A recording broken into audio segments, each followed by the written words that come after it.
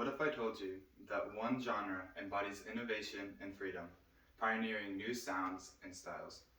One genre brings together cultures and was crucial for the civil rights movement. One genre was the soundtrack of American history. Jazz has had a long, complex, and impactful history in America. I have been enjoying and performing jazz for 5 years now, and so I would like to teach you about the history of jazz.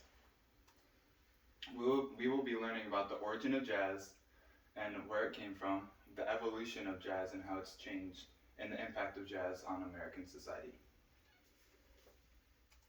Ahmad Al-Din, a successful and talented saxophone player, once said, "Jazz does not belong to one race or culture, but is a gift America has given the world." Originating in New Orleans, Louisiana, jazz came about as an African American, Creole, and European tradition. They would perform in the streets in bands. African Americans brought field hollers, work songs, spirituals, and blues, and would give jazz its emotion and feel.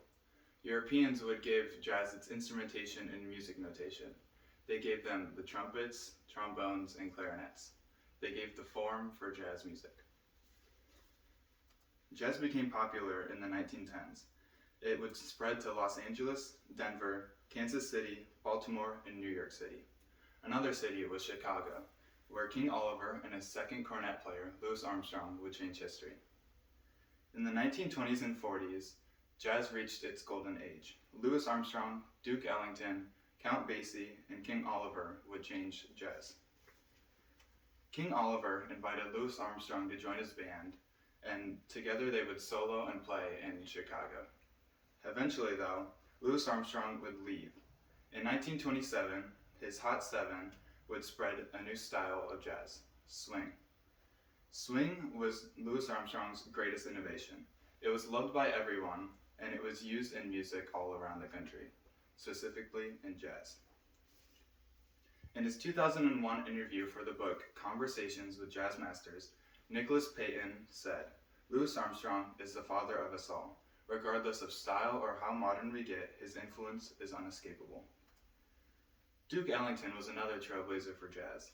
He was a composer and performer. He elevated big bands to their high status in the 1930s and 40s.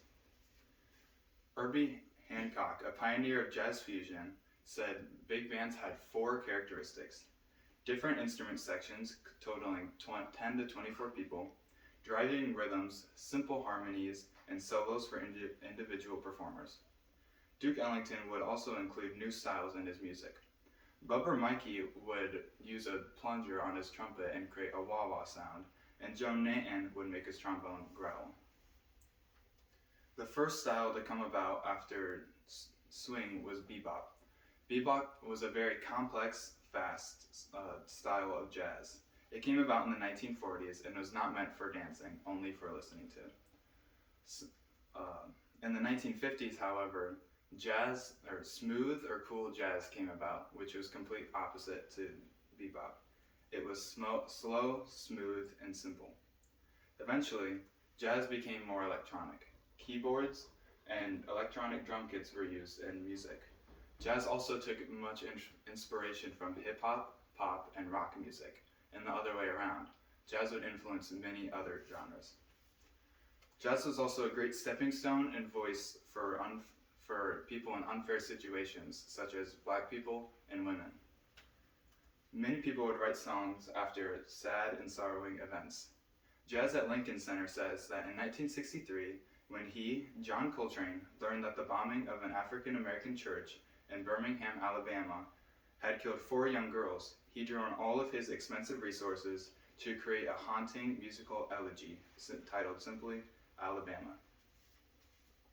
Jazz at Lincoln Center website also states that Max Rhodes charted the course of black history from slavery through the Emancipation Proclamation and the African independence movements of the 1950s in We Insist, Freedom Now Sweet, which prominently featured Abbey Lincoln as the voice of struggle, matching thoughtfulness with anger.